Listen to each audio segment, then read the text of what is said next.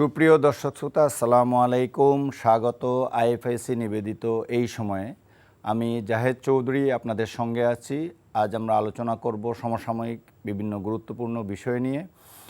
আজকে জাতীয় নির্বাচন এই মুহূর্তে সবচেয়ে আলোচিত বিষয়, আপনারা সবাই জানেন, আমরা জানি। এবং এই নির্বাচনকে কেন্দ্র করে রাজনীতিতে নানা সমীকরণ চলছে। জোটবদ্ধভাবে নির্বাচন এবং 12ই ফেব্রুয়ারির এই নির্বাচনকে কেন্দ্র করে সারা দেশ এখন উন্মুখ হয়ে আছে নির্বাচনের জন্য। সর্বত্র একই আলোচনা। এই নিয়ে আমরা আলোচনা করব এবং নির্বাচনের আগ মুহূর্তে আর মাত্র একদিন বাকি। 25শে ডিসেম্বর সবচেয়ে বড় রাজনৈতিক দল এই মুহূর্তে বাংলাদেশ জাতীয়তাবাদী দলের ভারপ্রাপ্ত চেয়ারম্যান জনাব তারেক রহমান দীর্ঘ 18 বছর, তাই তো 18 বছর পর দেশে ফিরে আসছেন। তো এই নিয়েও আমরা একটু কথা বলবো। আর এর বাইরে আরেকটি গুরুত্বপূর্ণ বিষয় আছে যে আজকে বাংলাদেশ এবং ভারত তাদের পরস্পর দুই দেশের কূটনীতিককে ডেকে নিয়ে পাল্টা অভিযোগ করেছে। তার আগে এই অভিযোগের সূত্রপাত হয়েছে দিল্লিতে বাংলাদেশ হাইকমিশন ঘেরাও করে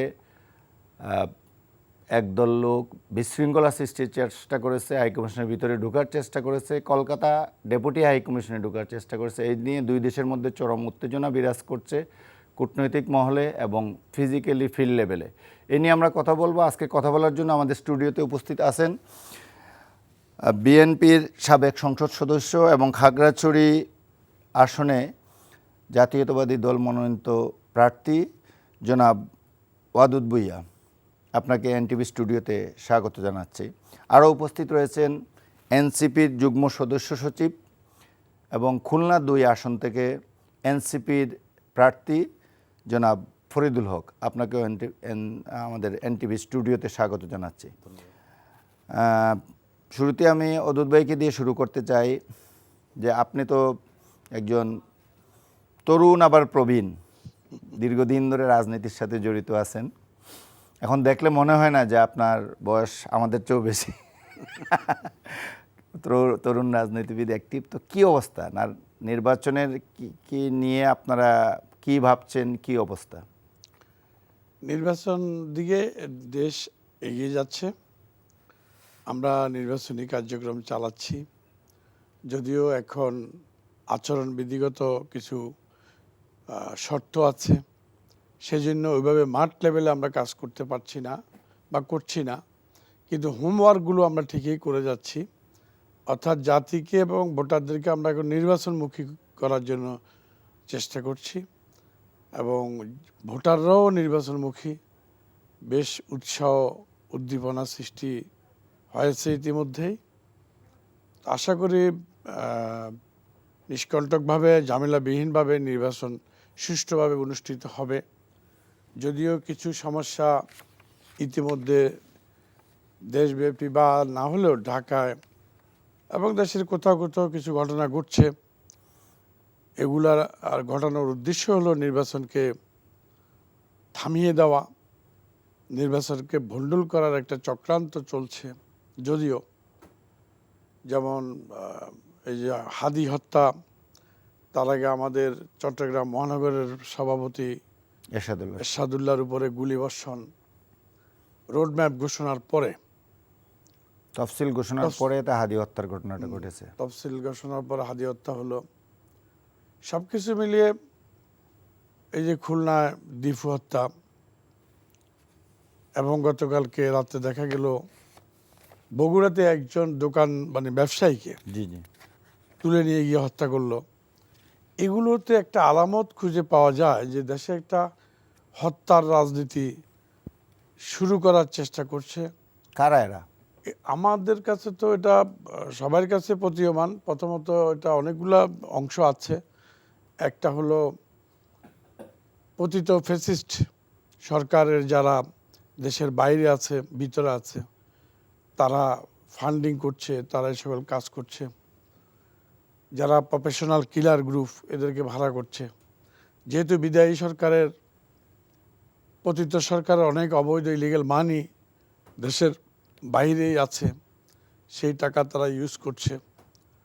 তাদের সাথে আমাদের দেশেরও একটি বর্তমান রাজনৈতিক প্রেক্ষাপটের একটি রাজনৈতিক দল তাদের সাথে এই কর্মকাণ্ডে জড়িত বা সম্পৃক্ত বলে মানুষজন ধারণা করছে। কেন, তাদের লাভ কি, আর তারা কারা? তাদের নাম তো ভাই বলা তো আর সভ্যতায় মানে ভব্যতার আঘাত করে। কিন্তু তাদের লাভ কি, যদি তাদের নাম লাভ আপনি আছে। নাও বলতে চান তাহলে? তাদের লাভ হলো নির্বাচন যদি পিছিয়ে যায়, জি তারা আরেকটু সময় পায়। জি। আরেকটু সময় পেলে তারা ভাবছে আরেকটু নিজেকে গুছিয়ে নিতে পারে, নিজেদেরকে গুছিয়ে নিতে পারে।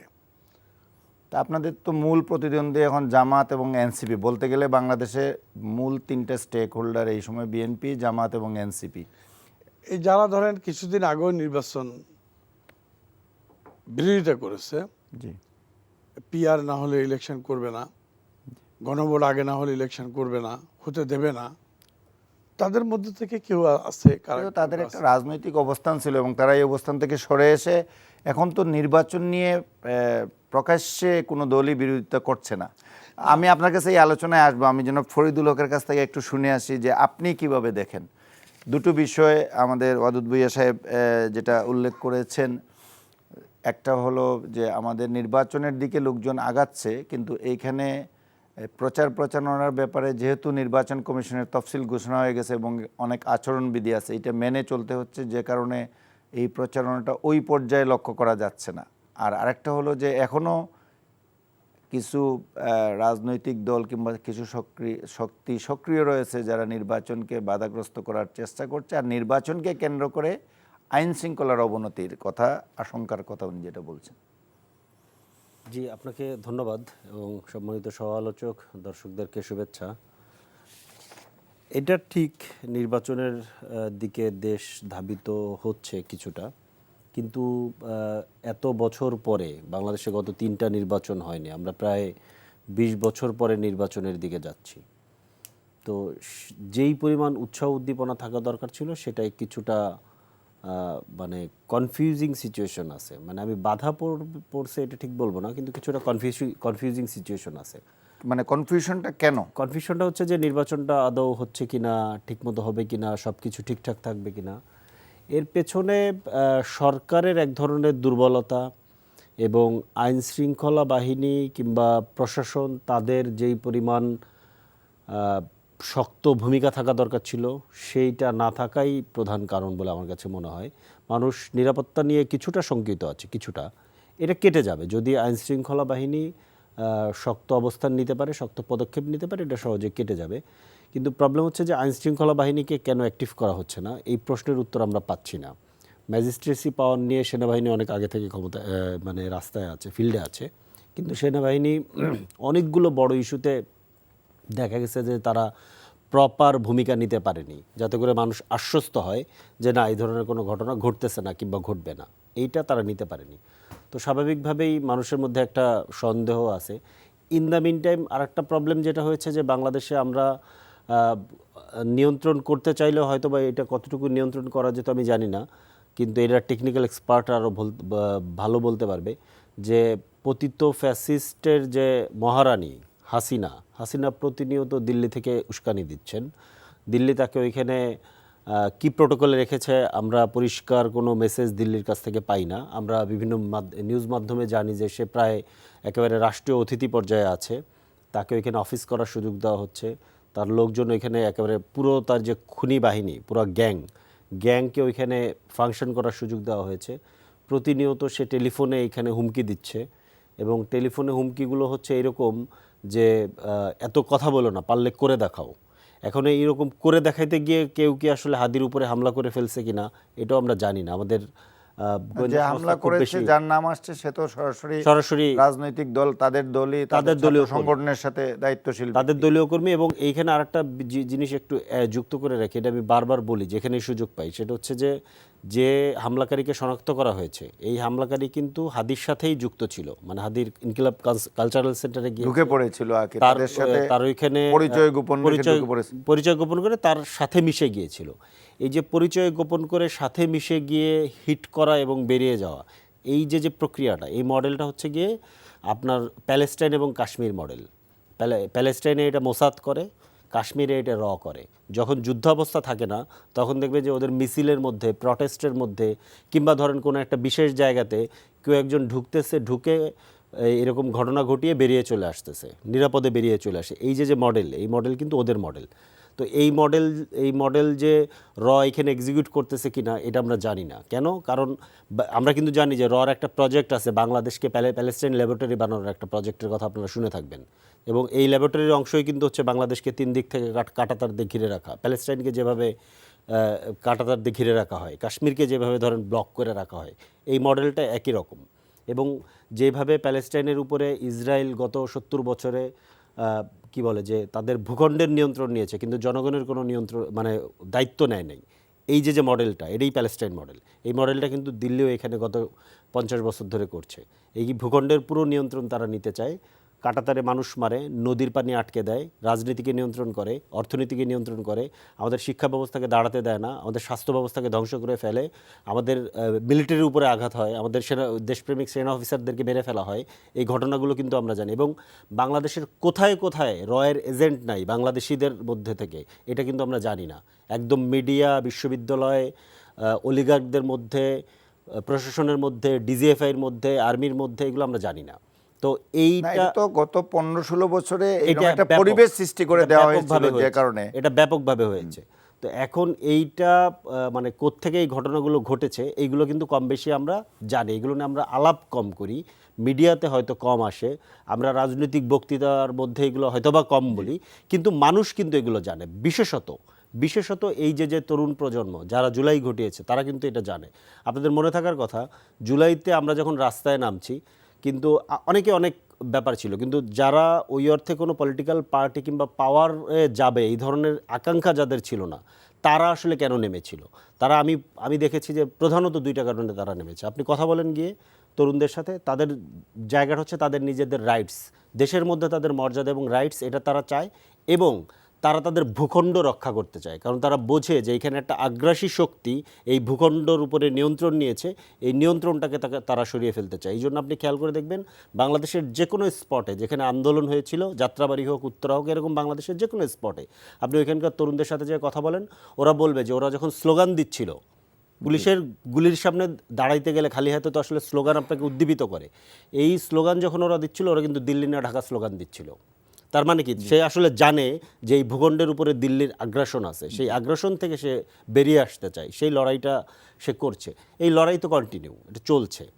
এবং এর মধ্য দিয়ে আমি আরও একটা ঘটনা আপনি বলেছেন, আমি একবারে বলে ফেলি। না, আমি এরপরে আপনার কাছে আবার আসবো।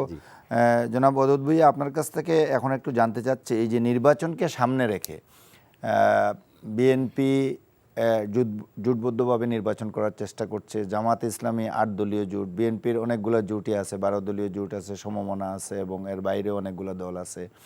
তো আমরা ইতিপূর্বে দেখেছি যে বিএনপি 272 আসনে তাদের প্রার্থী 2 দফায়, প্রথম দফায় 237 করে, আবার একজনকে কমিয়ে নিয়ে 236, এবং পরবর্তীতে আরও 36 জন, এই 272 জন প্রার্থীর তালিকা ঘোষণা করেছে। এরপরেও আমরা আজকে একটা মেজর ডেভেলপমেন্ট দেখলাম যে শরিকদের একটা দল, তাদেরকে 4টা আসন দেওয়া হয়েছে।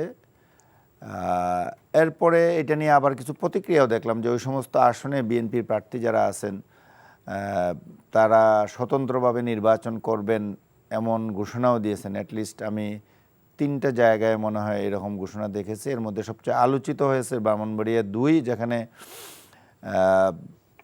আপনাদের ব্যারিস্টার রুমিন ফারহানা, খুবই অ্যাক্টিভ বিএনপির একজন কেন্দ্রীয় কমিটির সদস্য এবং আন্তর্জাতিক বিষয়ক কমিটির সহসম্পাদক, উনি ঘোষণা দিয়েছেন কানাইঘাট, সিলেটের যে সিলেট 5 আসন, সেখানেও বিএনপি প্রার্থী চাকসু মামুন নামে যিনি পরিচিত, উনিও ঘোষণা দিয়েছেন যে উনি নির্বাচন করবেন। ওইখানে পার্টির প্রেসিডেন্ট যে ফারুক সাহেব, ওবায়দুল হক, আমি নামটা একটু কনফিউজ, সরি, তো ওনাকে দেওয়া হয়েছে জোটের পক্ষ থেকে। আপনি এই জোটের সমীকরণটা কি দেখছেন? অনেকেরও এখন প্রার্থী তালিকা ঘোষণা করা হয়নি। আমাদের দেশে তো আসলে নির্বাচনটা জোটবদ্ধই হয় বেশিরভাগ ক্ষেত্রেই, জোটের মাধ্যমে অথবা সমমনা দলগুলোকে নিয়ে নির্বাচন করার একটা প্র্যাকটিস আমাদের দেশে আছে। আপনি দেখতে পাবেন যে এর আগেও বিএনপি 4 দলীয় জোটে ইলেকশন করেছে, 7 দলীয় জোট দিয়ে আন্দোলন করেছে এরশাদ বিরোধী আন্দোলনে, এবং ওই সময় জোটের মাধ্যমেই ইলেকশন হয়েছিল। এরপর আওয়ামী লীগের সাথে জামাত সহ একটা জোট বাস একসাথে নির্বাচন করেছিল। তো এইভাবে কিন্তু ভাই তারপরে আপনার কি 12 দল না 24 দল, 14 দল, আওয়ামী লীগ 14 দল 14 দলীয় election জোট করলো। করেছিল আওয়ামী লীগ। এটা একটা ট্রেডিশন এবং এটা একটা ট্রেন্ড চালু আছে। সেই হিসাবে জোটগতভাবে ইলেকশন করলে ভালো, প্রতিপক্ষের সংখ্যা কমে আসে। আর যেমন ধরেন আমরা আজকে জমিয়তুল যে ইসলামিক সংগঠনটাকে আমাদের জমিয়তুল পক্ষ উলামা, থেকে, জমিয়তুল উলামা, হ্যাঁ, হ্যাঁ জমিয়তে উলামা উলামা ইসলাম, ইসলামকে যে 4টা আসন দেওয়া হয়েছে, এটার সাথে একটা শর্ত বা একটা বিষয় আছে, তারা বাংলাদেশের আর কোথাও কোনো প্রার্থী দেবেন না। জি, ওই 4টা আসনে আর ওই আপনারা 4টা আসনে প্রার্থী দিবেন না, তার বিনিময়ে তারা বাংলাদেশের আর কোনো আসনে প্রার্থী কোনো দিবেন আসন না। তারা প্রার্থী দেবেন না। তাহলে বাংলাদেশে অন্যান্য জায়গায় তাদের যদি কিছু ভোট থাকে সেটা বিএনপি পাবে, আর ওরা যে 4টা আসন দাঁড়াইছে ওখানকার বিএনপির ভোটগুলো তারা পাবে, কম বেশি তো অনেক পাবে।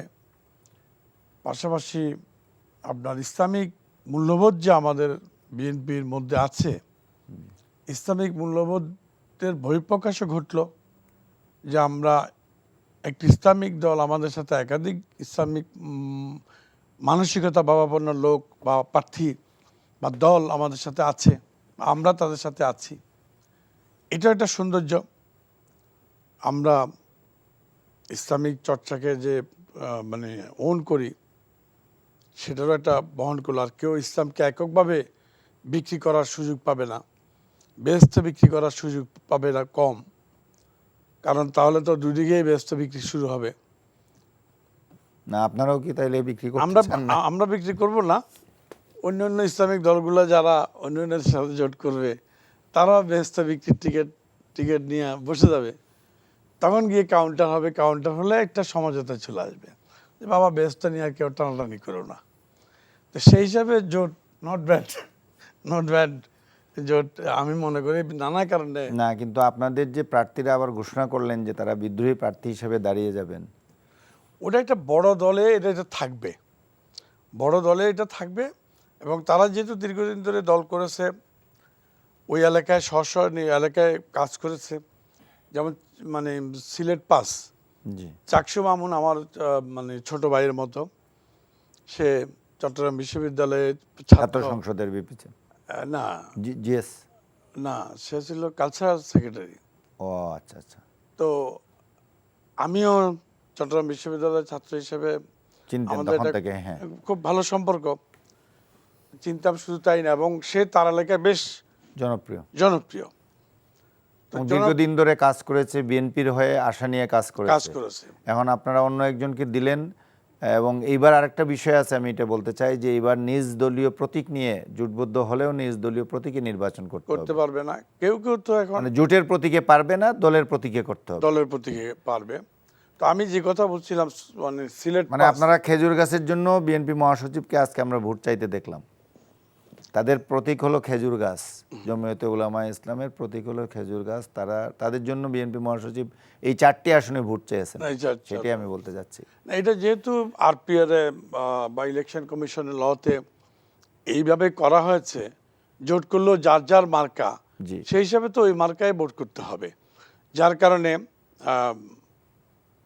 কিছু কিছু দল তো তাদের দল থেকে এখন ডাইরেক্ট বিএনপিতে যোগ দিয়ে, যেহেতু প্রতীক নিয়ে বিড়ম্বনা আছে, জি, ধানের শেষ পাবে না বিএনপিতে যোগ না দিলে। অ্যাটলিস্ট আপনাদের দলে 2 জন যোগ দিয়েছে, রেজা কিবরিয়া সাহেব এবং শাহাদত হোসেন সেলিম, এলডিপির এক অংশের নেতা, আর গণ অধিকার পরিষদের কিংবা গণফোরামের পরবর্তীতে উনি নেতা ছিলেন।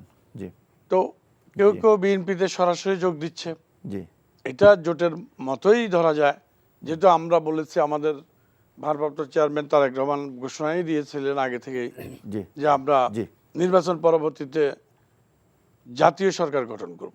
জনাব ফরিদুল হক, আপনার কাছ থেকে জানতে চাই, আপনারাও তো বিএনপির জোটে যাবেন না জামাতের সঙ্গে যাবেন সেটা নিয়ে নানা ধরনের আলাপ আলোচনা চলছিল, এখনও চলছে, 20 তারিখ পর্যন্ত সময় আছে, তাই না? তো উইথড্র লাস্ট ডেট যেটা, সেটাই তো সেই পর্যন্তই সময় কাউন্ট করতে হয়। অনেকে মনে করতে পারে যে 29শে ডিসেম্বর সাবমিট, তাইলে 20 তারিখ পর্যন্ত সময় বলে। সাবমিট তো ইস্যু না, সাবমিট করার পরেও নেগোসিয়েশনের সুযোগ থাকে এবং ক্যান্ডিডেচারে উইথড্র লাস্ট ডেট পর্যন্ত এই সুযোগ থাকে। আপনারা 125 আসনে প্রার্থী ঘোষণা করেছেন, আর কি কোনো প্রার্থী ঘোষণা করবেন? যদিও আপনারা ইতিমধ্যে 3 দলীয় একটা জোট গঠন করেছেন, যেখানে আমার বাংলাদেশ বা এবি পার্টি আছে এবং রাষ্ট্র সংস্কার আন্দোলন আছে হাসনাত কাইমার। আপনাদের জোটের কি অবস্থা, কিংবা আপনারা কি এই 3 দল আরও কোনো বড় জোটে শরিক হচ্ছেন কিনা, সর্বশেষ অবস্থাটা যদি বলেন। জোটের ব্যাপারটা আমি আগে বলি।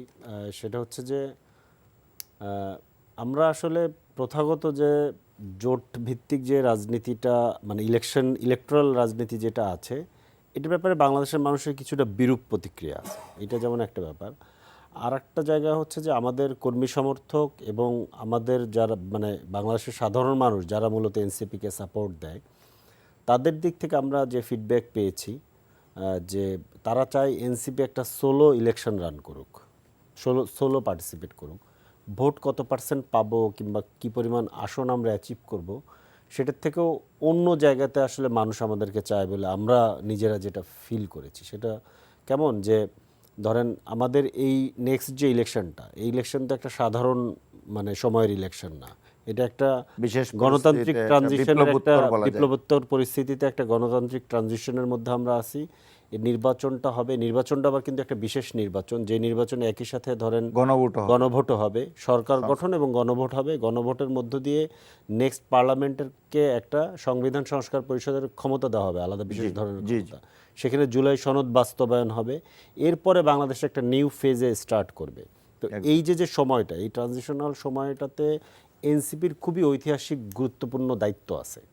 কেন? কারণ এনসিপি এই গণ অভ্যুত্থানের কিংবা এই বিপ্লবের মধ্য দিয়ে জন্ম নেওয়া দল, এবং এই বিপ্লবের যে আকাঙ্ক্ষা যতটুকু এখন পর্যন্ত আমরা বাস্তবায়ন করার পর, যে আকাঙ্ক্ষা অনেক বড়, কিন্তু বাস্তবায়নের জায়গাতে যতটুকু যাওয়া সম্ভব তার বেশিরভাগটার ভ্যানগার্ড এনসিপি বলে বাংলাদেশের মানুষ মনে করে। আমরাও সেটাই মনে করি যে আমাদেরকে এটাকে এগিয়ে নিয়ে যেতে হবে। তো সেই জায়গাতে এনসিপিকে এমন একটা জায়গাতে থাকা দরকার যে এনসিপি এইটার ভ্যানগার্ড হিসেবে কাজ করতে পারে। সেই জন্য এনসিপির জন্য কোন জোটে গেলে কত বেশি আসন পাবে সেই বিবেচনার তুলনায় কিভাবে এনসিপি একটা রাজনৈতিক অবস্থান নিয়ে এই সংস্কার প্রক্রিয়াকে বাস্তবায়ন করা এবং বিচার প্রক্রিয়া চালু রাখা, এইটার জন্য কাজ করতে পারে, সেটা ছিল এনসিপির জন্য প্রধান এজেন্ডা। এই জন্য কিন্তু এনসিপি আসলে কোথায় গেলে বেশি পাবে কম পাবে সেই জায়গায় যায়নি। এনসিপি আসলে একটা সংস্কার কেন্দ্রিক একটা রাজনৈতিক জোটের শুরু করেছে, যেটা নামও হয়েছে গণতান্ত্রিক সংস্কার জোট।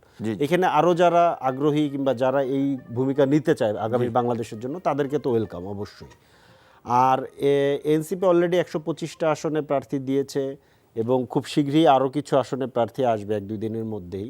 এগুলো নিয়ে কাজ চলছে এবং স্বাভাবিকভাবে এই সংস্কার প্রক্রিয়ায় যারা আমাদের যাত্রী, মানে আমাদের সহযাত্রী হতে চান, তাদেরকেও তো অবশ্যই আমরা চাইবো যে তারাও যাতে এই ইলেকশন পার্টিসিপেট করেন এবং আমরা একসাথে যাতে ইলেকশনটা পার্টিসিপেট করতে পারি। তো এগুলো নিয়ে আলাপ আলোচনা চলতেছে, দেখা যাক, সময় বলে দিবে। এবার জামাত বিএনপির সাথে আপনাদের আর যাওয়ার সম্ভাবনা কি আছে? আমি খুব কম দেখি জামাত বিএনপির সাথে যাওয়ার সম্ভাবনা। আমি কোনো ধরনের সমঝোতা, কোনো ধরনের লিয়াজুর কোনো সুযোগ এইটা আমি কম দেখি, কারণ এইটার ব্যাপারটা হচ্ছে যে মানে এটা দুর্ভাগ্যজনক হলেও সত্য যে জামাত বিএনপির জায়গা থেকে যে ধরনের দায়িত্বশীল ভূমিকা সংস্কার প্রক্রিয়ার মানে ক্ষেত্রে যে ধরনের দায়িত্বশীল ভূমিকা আমরা আশা করেছিলাম, সেই ধরনের দায়িত্বশীল ভূমিকা আমরা সব ক্ষেত্রে পাইনি। তো স্বাভাবিকভাবেই এই সংস্কার প্রক্রিয়াটা যাতে ঠিকমতো বাস্তবায়ন হয়, কারণ এই প্রথম ধাপটা বাস্তবায়ন হলে কিন্তু আমাদের সংস্কার প্রক্রিয়াটা শুরু হবে, আরও আমাদের অনেক লম্বা পথ যেতে হবে। বিচার প্রক্রিয়ার ক্ষেত্রেও একই ধরনের আমাদের মানে ফিলিংস আছে। তো আমরা মনে করি যে এই জায়গাটাতে তারা কম ভূমিকা রাখতে পেরেছে, বরঞ্চ কিভাবে ইলেকট্রাল অ্যালায়েন্স করলে, কিভাবে ইলেকট্রাল মেকানিজম করলে তাদের আসনগুলো নিশ্চিত হয়, সেই জায়গাটা তারা নিশ্চিত করার জন্য অলরেডি তারা অনেকগুলো কাজ করেছেন। কিছু বিতর্কিত ব্যক্তিকে তারা নমিনেশন দিয়েছেন। এতে বোঝা যায় যে তারা মোর কনসার্ন অ্যাবাউট গোয়িং পাওয়ার, তারা কিন্তু এই জায়গাটাতে কনসার্ন না। যেমন আপনি খেয়াল করে থাকবেন যে একজন বিতর্কিত লোক যিনি মুক্তিযোদ্ধা, ছিলেন সেই পরিচয় দিয়ে যা ইচ্ছা তাই বলে গেছেন। জুলাই আন্দোলনকে তিনি জামাত শিবিরের আন্দোলন বলেছেন, আমাদেরকে রাজাকারের বাচ্চা বলেছেন। সেই আখতারুজ্জামানকে জামাত নমিনেশন দেওয়ার মতো জায়গাতে গেছে, হয়তো বা তাকে নমিনেশন দিবে, তাকে দলে নিয়েছে। সিমিলারলি ধরেন মনে করেন বিতর্কিত ব্যক্তি, যার সাথে আপনার কিছু বিতর্কিত ব্যক্তিদের ছবি আছে, এখন শুধুমাত্র একটা এলাকাতে কিছু হিন্দু ভোট আছে, একটা ধরেন হিন্দু প্রার্থীকে ধরে এনে ওইখানে আমি দিয়ে দিলাম, নিজেকে একটা ইসলামী দল হওয়া সত্ত্বেও। জামাত এই ধরনের কাজও করেছে। বিএনপির ক্ষেত্রে একই ধরনের অভিযোগ আছে যে বিভিন্ন জায়গাতে তারা আওয়ামী লীগের লোকদেরকে, বিশেষত আমার এলাকার পাশাপাশি এলাকাতে এই ঘটনাগুলো ঘটেছে। বাগেরহাটে 2টা আসনে বিএনপি যে নমিনেশন দিয়েছে, এই নমিনেশনগুলো খুবই বিতর্কিত, ওই এলাকার লোকদেরই মন্তব্য। এই লোকগুলো আওয়ামী লীগের সাথে ছিল, কিন্তু ওইখানে যারা বিএনপি করেছে দীর্ঘদিন তাদেরকে বঞ্চিত করা হয়েছে। এমন ধরেন বাগেরহাটে একটা আসনে যে 2008 সালে যিনি শেখ হাসিনার বিরুদ্ধে নির্বাচন করেছিলেন, ওই রকম সিচুয়েশনে দীর্ঘ সময় এলাকায় রাজনীতি করেছেন, তাকে পর্যন্ত বিএনপি নমিনেশন না দিয়ে একজন উড়িয়ে আনা ক্যান্ডিডেটকে দিয়েছেন। আবার এই ক্যান্ডিডেটগুলোর ব্যাপারে ধরেন কি বলে যে পতিত ফ্যাসিস্টের সহযোগী হওয়ার যেমন আছে, অভিযোগ আছে, পাশাপাশি তাদের পার্শ্ববর্তী দেশের সাথে, দিল্লির সাথে তাদের কানেকশন আছে, এই ধরনের অভিযোগও আছে। আপনার কাছে আবার আসবো এই আলোচনা নিয়ে ওয়াদুদ ভাই। আপনার অনেকগুলো অভিযোগ বলা যায় কিংবা অনেকগুলো বিষয় উত্থাপন করেছেন আমার এনসিপির ফরিদুল হক, যেটা উনি বললেন যে আপনারা যে 2জন প্রার্থীকে খুলনায় মনোনয়ন দিয়েছিলেন সনাতন ধর্মাবলম্বী হিন্দু ধর্মের, তাদেরকে নমিনেশন দিয়েছেন একটা বিশেষ সুবিধা নেওয়ার জন্য। আপনারা যতটুক না রাজনীতিতে যে পরিবর্তন আনা দরকার, যে সংস্কার, যে জন্য আন্দোলন, এত সংগ্রাম, এত বিপ্লব, তো এই জায়গার চেয়ে নির্বাচন কেন্দ্রিক তৎপরতাটা দিকেই আপনারা বেশি নজর দিয়েছেন। হ্যাঁ, এখন এই প্রশ্নের সাথে সাথে আমি আরেকটা প্রশ্ন আপনাকে করে রাখি, যে আপনার কাছে কি মনে হয় যে আওয়ামী লীগের যে ভোট আছে, নিশ্চয়ই তারা তো সবাই পালিয়ে যায় নাই, ভোটার যারা, এই ভোটারদের কত পার্সেন্ট ভোট আপনারা এই পর্যন্ত টানতে পারছেন বলে আপনার মনে হয়? না, এখানে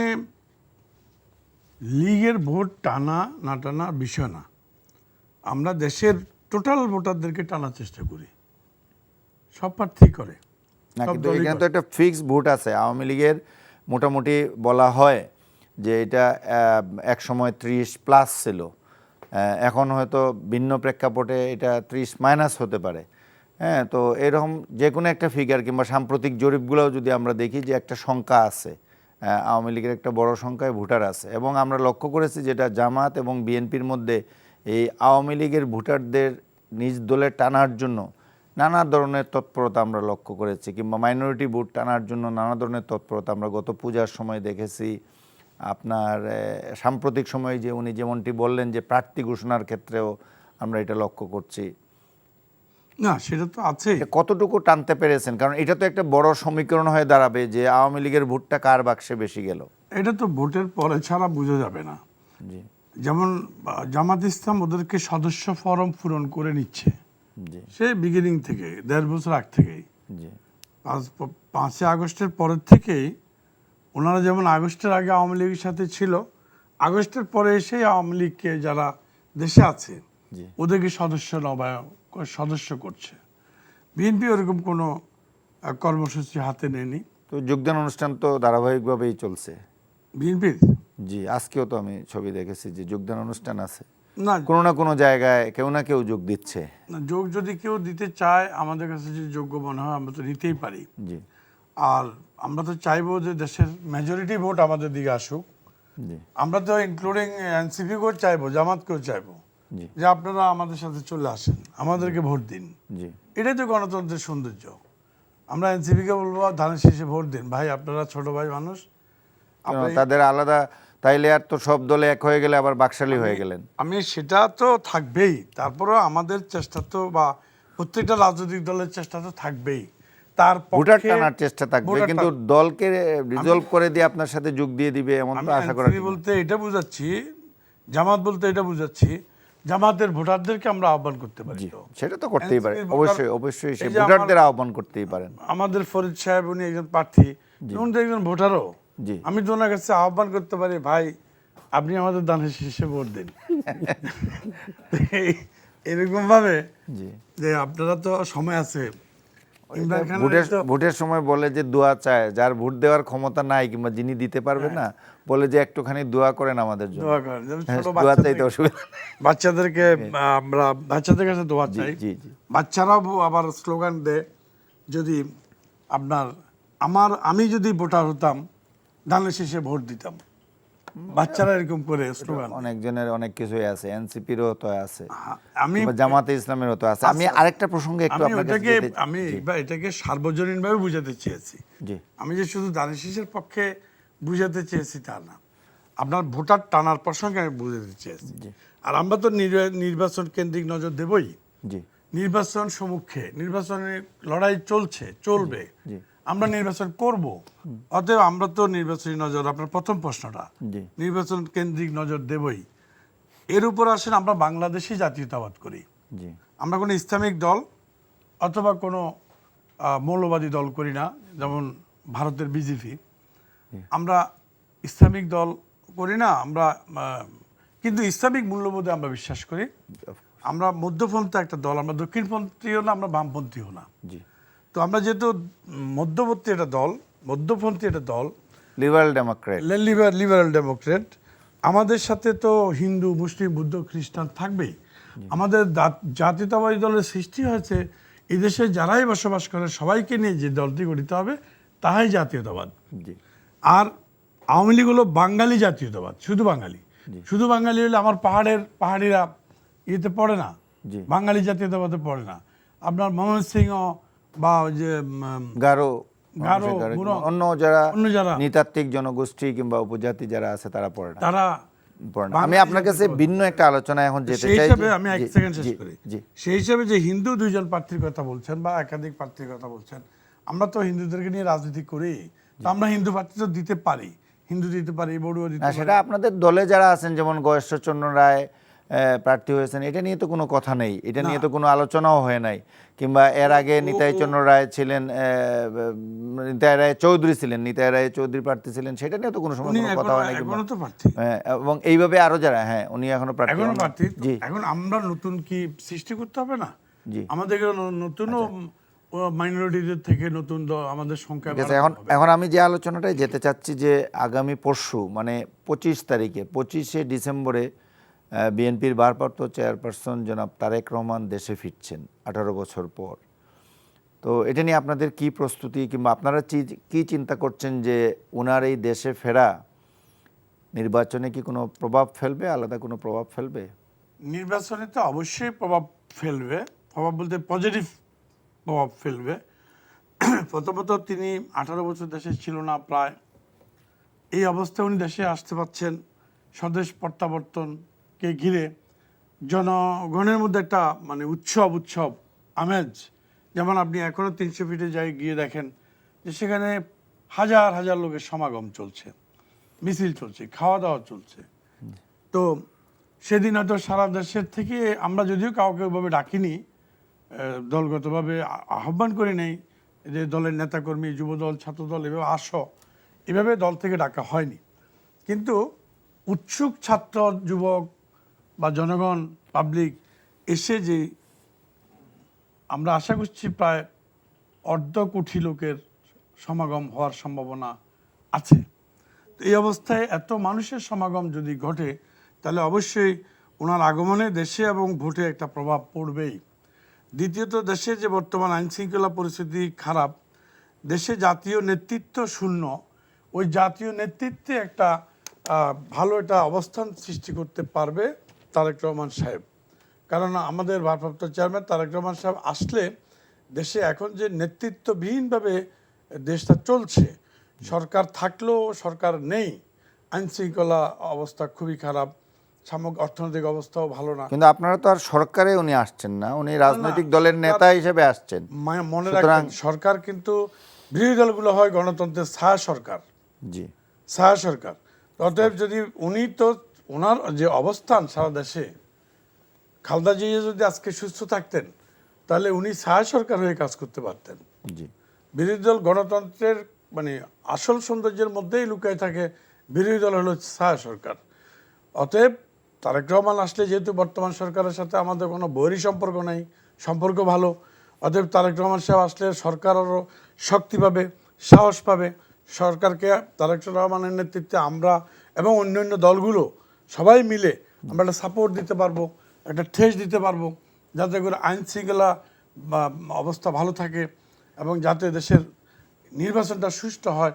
সেই জন্য শুধু সরকার নয়, আপনি দেখবেন একজন ডিসিএসপি দ্বারা কিন্তু একটা ডিস্ট্রিক্ট চলে না। আপনি কি মনে করেন যে তারেক রহমান সাহেব যে সময়ে দেশে আসছেন আরো আগেই ওনার আসা উচিত ছিল? হ্যাঁ, তাইলে আপনি যে কথাগুলো এতক্ষণ বললেন এটা আরো আগেই ঠিকঠাক হয়ে যেত? না, তা আপনি আমার জায়গায় দাঁড়িয়ে আপনাকে ভাবতে হবে যে আপনি যদি মনে করেন যে আমি পাহাড়ের মানুষ, পাহাড়ের নির্বাচন খুব সোজা, আপনি প্লেনের মানুষ, প্লেন ডিস্ট্রিক্টে খুব কঠিন, এটা যদি ভাবেন ভুল হবে। পাহাড়ের রাজনীতি আরও ভয়ঙ্কর। এখন তারেক রহমানই জানে তারেক রহমান কোন পজিশনে ছিলেন, কোন পজিশনে আছেন, ওনার কি কি প্রতিবন্ধকতা আছে, প্রতিকূল পরিবেশ কি কি আছে।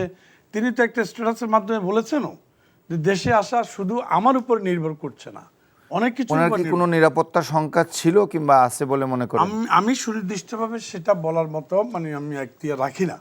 সেটা বলবেন একমাত্র তিনিই বলতে পারবেন ওনার সীমাবদ্ধতা কোথায় ছিল।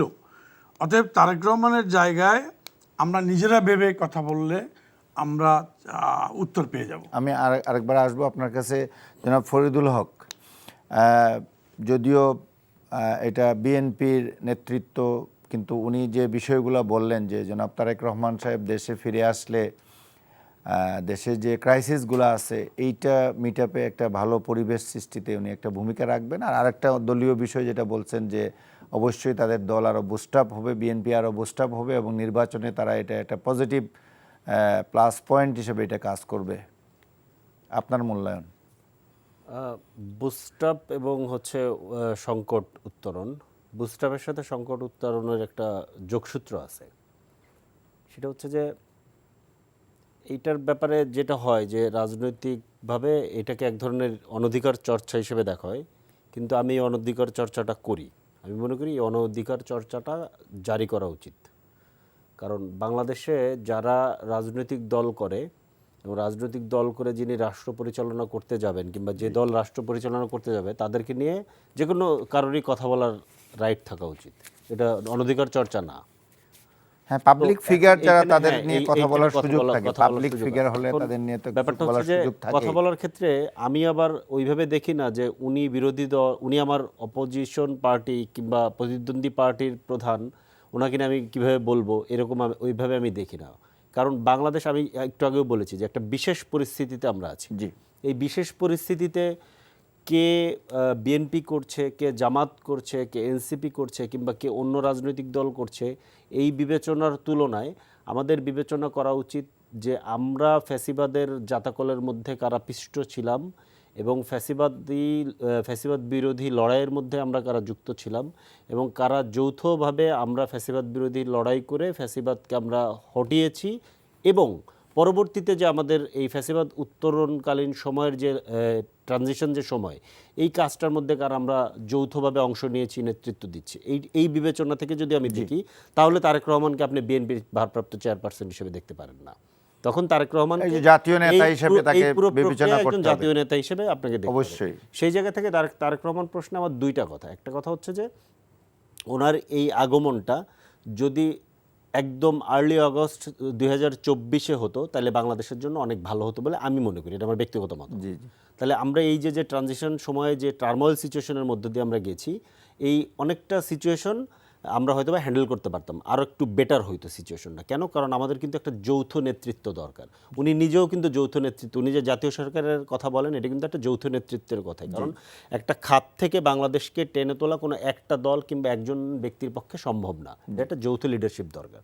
আগে আসতে পারলে এটা আরও ভালো হতো, তাহলে আরও অনেকগুলো সমস্যার আমরা সমাধান করতে পারতাম। আরেকটা ব্যাপার হচ্ছে যে ওনাকে আশাকে কেন্দ্র করে যেভাবে ধরেন বিএনপির নেতাকর্মীরা উজ্জীবিত হবে, এই যে মানে কথাটা বলা হচ্ছে, এটার ভিতরে একটা সংকট আছে। সংকট হচ্ছে সেই পুরনো মডেলে যাওয়া, যে তারেক রহমান হচ্ছে বিএনপির লোক, বিএনপির নেতাকর্মীদেরকে উনি উজ্জীবিত করবে এবং এটা করার জন্য যে ধরনের আয়োজন করা হচ্ছে বলে আমরা দেখতে পাচ্ছি, সেই জি। তথাকথিত আয়োজন, প্রচলিত আয়োজন, তথাকথিত না, প্রচলিত আয়োজন। এই প্রচলিত আয়োজনের মধ্যে আমি খুব সিরিয়াসলি বিএনপির বন্ধুদেরকে, বিএনপির সিনিয়র নেতাদেরকে বিনয়ের সাথে অনুরোধ করব যে প্রচলিত আয়োজন থেকে আপনারা দূরে থাকেন। মানুষকে ওই শোডাউন দিয়ে, মানে তারেক রহমানকে আলাদা শোডাউন দিয়ে বাংলাদেশে প্রতিষ্ঠা করার কিছু নাই। উনি অলরেডি বাংলাদেশে প্রতিষ্ঠিত, উনি অলরেডি বাংলাদেশের অন্যতম প্রধান জাতীয় এটা নেতা। তাদের একটা আবেগ না, থাকতেই এই পারে, আবেগ- দলের এই- এই- নেতার এইখানে- এতদিন এখানে- পর এটা একটা আবেগ তো এখানে থাকতেই পারে। কতটুকু আবেগ আছে আপনি বলতে পারেন যে কতটুকু- এটার জন্য জনগণের যাতে কষ্ট না হয়, কোনো না, না, না, অসুবিধা না জনগণের হয়, কষ্টের মধ্যেও এই সমস্ত বিষয় আসতে না, না, পারে। আমি ওই জায়গাটাতেই আসছি যে এই আবেগটা কতটুকু আর কতটুকু আসলে নেতাকে দেখানোর শোডাউন, এই ব্যাপারগুলো আসলে আমরা পুরোটা এখনো আত্মস্থ করতে পারছি বাংলাদেশের রাজনীতি যারা করেন, এই জায়গাটাতে আমার সন্দেহ আছে। সো মানুষ আলটিমেটলি এই জায়গাটাকে নেগেটিভলি নেয়।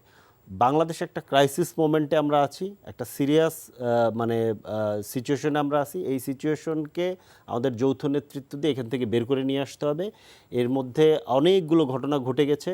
সো এই জায়গাটা যত বেশি সম্ভব অনাড়ম্বর রেখে উনি যদি আসলে আমাদের এই ক্রাইসিস মোমেন্টে মুভ করেন, এই ন্যাশনাল ক্রাইসিসে উনি কাঁধে কাঁধ মিলে অন্য নেতৃত্বের সাথে কাঁধে কাঁধ মিলে ভূমিকা রাখেন, বাংলাদেশকে একটা গণতান্ত্রিক যাত্রায় নিয়ে যান, সেই জায়গায় যদি উনি ভূমিকা রাখেন, সেটা ওনার জন্য আরো অনেক বেশি রাজস্বিক হবে বলে আমি মনে করি। আমরা সেটাই আশা করব। আমি সেটাই আশা জনাব অদূত ভাইয়া, আপনার কাছে এখন আমরা ভিন্ন প্রসঙ্গে যেতে চাই। যে শুরুতে যেমনটি আমরা বলেছিলাম যে বাংলাদেশ হাই কমিশনে দফায় দফায় হামলা হচ্ছে, ইন্ডিয়াতে যে বাংলাদেশের হাই কমিশন আছে, আমরা গত 3-4 দিন থেকে পরপর বিভিন্ন জায়গায় হামলা দেখতে পাচ্ছি। এবং আজকে বড় ধরনের সমাবেশ ঘটিয়ে, যেটা ভারতের হিন্দুত্ববাদী দলগুলো, জঙ্গি সংগঠনগুলো এবং হাই কমিশনের একবারে কাছাকাছি চলে গেছিল, এবং শত শত হাজার হাজার লোক বলা হচ্ছে এখানে মিছিল করেছে, ডেমনস্ট্রেশন করেছে, ওখানে হুমকি দামকি দিয়েছে। এর আগে আমরা রাতের বেলা গিয়ে আক্রমণ করতে দেখেছি।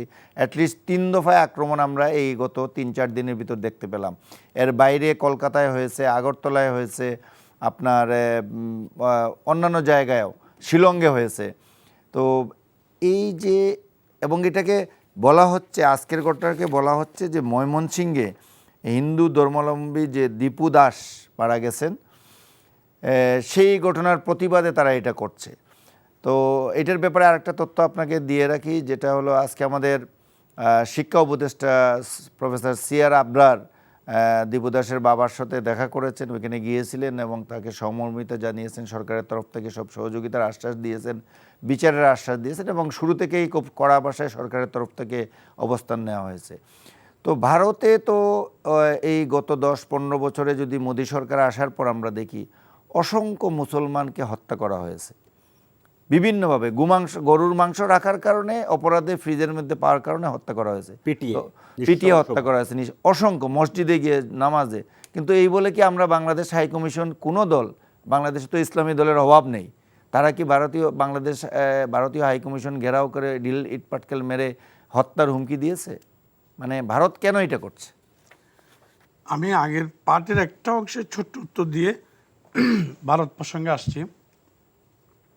দেখুন, তারেক রহমান সাহেব 18টি বছর পর মাতৃভূমিতে আসছেন।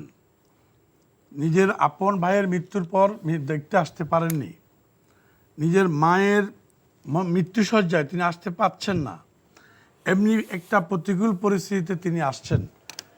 বিএনপি ছাড়াও হাজার হাজার লক্ষ লক্ষ নির্দলীয় এবং অন্যান্য দলের নেতাকর্মীরাও ওনাকে দেখতে আসছেন, যাবেন। তো এত লক্ষ লক্ষ মানুষের যেখানে অটোমেটিক্যালি সমাগম ঘটছে, সেখানে ওই লোকগুলোকে যদি অ্যাড্রেস করা না হয়, তাহলে ওই লোকগুলোকে, জনগণকে অসম্মান করা হলো না? যে আপনি আসছেন, আপনাকে আমরা একটু দেখতে আসলাম, আপনি আমাদের সাথে একটু কথা বললেন না, একটু জনগণকে অপমান করা সামিল না? অতএব সেই দিক থেকে বিবেচনা করে ওনাকে কোনো সংবর্ধনা দেওয়া হচ্ছে না, রাজস্বিক সংবর্ধনা না। উনি এসে যেমন ওনার মায়াকে দেখবেন, তেমনিভাবে ওনার দেশের মাতৃভূমির মানুষকে উনি সম্মান জানাবেন, অ্যাড্রেস করবেন যে আপনারা আমাকে দেখতে আসছেন, আমার আগমন আসছেন, দূর দূরান্ত থেকে আসছেন, আপনাদের কাছে আমি কৃতজ্ঞ, ধন্যবাদ, এটুকুই, এর বেশি কিছু না। এটুকু যদি না করে, তাহলে এটা তো একটা ব্যক্তির, সমষ্টির এবং দলের সবচেয়ে বড় অসৌজন্যতা। এবার আসুন, যে প্রসঙ্গে আপনাকে প্রশ্ন আমরা করলাম, ভারতে যেগুলো ঘটছে, দুই প্রতিবেশীর মধ্যে সবসময় আমাদের দেশ না, পৃথিবীর সকল প্রতিবেশীদের মধ্যে একটা সমস্যা লেগেই থাকে। তবে আমাদের দুই প্রতিবেশীদের মধ্যে সমস্যাটা একটু বেশি, যেটা সাধারণত প্রতিবেশীদের মধ্যে এত বেশি পরিমাণে হয় না। কিন্তু গত 15 বছর তো এরকম ছিল আমি না। আসতেছি, ছিল না মানে তার কারণ হলো, যেহেতু আমাদের দেশটা চালিয়েছে শেখ হাসিনা, তাদেরই খুব পছন্দের লোক, ব্যক্তি, যার কারণে আমাদের দেশের অনেক কিছুকে তারা তাদের মতো করে দেখেছে, আপন দেখেছে, খালতো ভাই মহতো ভাই এরকম করে চিন্তাভাবনা করেছে। এখন যেহেতু শেখ হাসিনা নির্বাসিত এবং ওদের দেশেই নির্বাসিত, ওদের ঘাড়ের উপরে আছে, সেই দিক বিবেচনায় ওদের এখন সব কিছুতে গায়ে লাগে। সেই কারণে তারা করতেই পারে, করছে, এবং এটা নিন্দনীয়। তার আগে নিন্দনীয় হলো দীপু দাসকে হত্যা করতে হবে কেন? দীপু দাস যদি সত্যিকার অর্থে ধর্মের বিরুদ্ধে কিছু লিখে থাকে, বলে থাকে, দেশের প্রচলিত আইন আছে, জি, দেশের প্রচলিত আইনে তাকে শপথ করা হোক। আমার ধর্মের অনুভূতিতে কেন সে এটা কারা এটা করতে পারে, আপনার সন্দেহ কি? এটা আমার সন্দেহ হলো যারা অতি উগ্র মানে ধর্মীয় গোষ্ঠী, দক্ষিণপন্থী লোকেরাই আমাদের দেশে যারা, ষড়যন্ত্র তো থাকতে পারে। হ্যাঁ এর সাথে কি কোনো ষড়যন্ত্রের গন্ধ পান? যারা হ্যাঁ। আজকে যেখানে বিক্ষোভ হচ্ছে তাদেরও তো সক্রিয়তা কোনো ধরনের কিছু? তারা তো আর হত্যা করে। সরকারের তো উচিত হবে এটাকে বের করা, ফাইন্ড আউট করা যে আসলেই কারা জড়িত। এটা তো অবশ্যই সরকারের উচিত, কিন্তু আমরাও তো দেখেছি, জি, আপনারা তো ভিডিও ফুটেজে দেখেছেন জি। কারা মেরেছে, ছবিগুলো তো আছে, তাদেরকে তো অনেকে চেনাও যায়। তারা এই নির্বাচনের মুহূর্তে দেশের এই ক্লান্তিকালে এই জাতীয় একটা ছোট ইস্যুকে কেন্দ্র করে তারা গিয়ে ওকে দীপুকে হত্যা করবে, তাহলে অবশ্যই তারা চাচ্ছে ভারতকে উস্কিয়ে দিয়ে বাংলাদেশের নির্বাচনটাকে বানচাল করা। তারা এই দেশের এই ক্লান্তিকালে প্রথম আলো, ডেইলি স্টারের ছায়ানট, আপনার উদিসি পুড়িয়ে দেওয়ার কোনো মানে আছে? জি। দেশে কি সাংস্কৃতিক কোনো গোষ্ঠী থাকবে না? সাংস্কৃতিক চর্চা থাকবে না? আমাদের দেশের যদি দক্ষিণপন্থী লোকেরা এবং ইসলামিক বা ধর্মীয় লোকেরা যদি মনে করে যে বাংলাদেশটা শুধু ইসলামের দল, বাংলাদেশটা আর অন্য কোনো ধর্মচর্চা হবে না, বাংলাদেশে কোনো সাংস্কৃতিক চর্চা হবে না, বাংলাদেশে কোনো সাংস্কৃতিক কেন্দ্র থাকতে পারবে না, বাংলাদেশে দীপুকে না বুঝে না, মানে আপনি কি বলতে চাচ্ছেন এই পুরো বিষয়টাই একই এখন ষড়যন্ত্র চক্রান্তের অংশ? ষড়যন্ত্র চক্রান্তের অংশ, যার জন্য আজকে ভারতকে উস্কে দেওয়া হয়েছে। আমরা আর শেষ করতে ভারতে, হবে আমি অনুষ্ঠান। শেষ করছি, 30 সেকেন্ডের জন্য আমি ফরিদুল্লাহ সাহেবকে- এক সেকেন্ড এটা বলি যে ভারত এখন যেটা করছে, ভারতের লোকেরা যেটা করছে, এটা অত্যন্ত নিন্দনীয়। এটারও আমরা নিন্দা জানাই, প্রতিবাদ জানাই। ফেলানিকে যে তারা হত্যা করে তারা ঝুলিয়ে রেখেছিল, এটা কি তাদের মনে থাকা উচিত? আচ্ছা, আমরা জাস্ট তাইলে 20 সেকেন্ড সময় আপনার জন্য। 1 মিনিট দিতে জি, হবে, নাহলে না, এটা পারবো না। সময় একেবারে নাই। আমি আমাকে জাস্ট একটা জিনিস বলি যে ওয়াদুদ ভাই যেটা বলেছেন দীপু হত্যার কেন্দ্রের নিন্দার ব্যাপারে, এই ব্যাপারে কোনো প্রশ্ন নাই, কিন্তু হিন্দুদের উপরে নির্যাতন করা হচ্ছে এই দাবিতে কিংবা এই অভিযোগে হাইকমিশনের উপরে যেই মব সৃষ্টি করা হয়েছে, এই মব তাহলে কেরালাতে গত সপ্তাহে কোথায় ছিল? কেরালাতে তো বাংলাদেশি সন্দেহে একজন হিন্দুকেই পিটিয়ে মারা দলিতকে হয়েছে। পিটিয়ে তখন কিন্তু এখানে ছিল না। তো প্রবলেমটা হিন্দু না, প্রবলেম হচ্ছে বাংলাদেশি। কেন? তাদের এই হিন্দুত্ববাদী ফ্যাসিবাদী রাজনীতিতে আমরা জানি কল্পিত শত্রু লাগে, বাংলাদেশি হচ্ছে তাদের কল্পিত শত্রু। তো সেই জায়গা থেকে এটা করা হয়েছে। এবং আরেকটা বড় বিষয় খেয়াল করা শেষ দরকার, করতে হবে, জি। আমি জাস্ট 10 সেকেন্ডে বলবো, খুবই গুরুত্বপূর্ণ পয়েন্ট। সেটা হচ্ছে যে 3টা দল এই কাজ করেছে, এর ভিতরে একটা হচ্ছে বিশ্ব হিন্দু পরিষদ। জি। এই বিশ্ব হিন্দু পরিষদের বাংলাদেশ চ্যাপ্টারের 2 জন সভাপতি কিংবা সাবেক সভাপতি, তাদেরকে কিন্তু বিএনপি বাগেরহাট 1 এবং বাগেরহাট 4-এ মনোনয়ন দিয়েছে। সো এইটা বিএনপি, জিয়াউর রহমানের বিএনপি এই ধরনের কাজ করবে, এই বিষয়ে আমরা বিএনপিকে আরও বিবেচনা করার জন্য অনুরোধ করব। ধন্যবাদ আপনাদের দুইজনকে আজকের আলোচনায় অংশ নেওয়ার জন্য। সুপ্রিয় দর্শক শ্রোতা, এতক্ষণ আপনারা অতিথিদের বক্তব্য শুনলেন। শুভরাত্রি।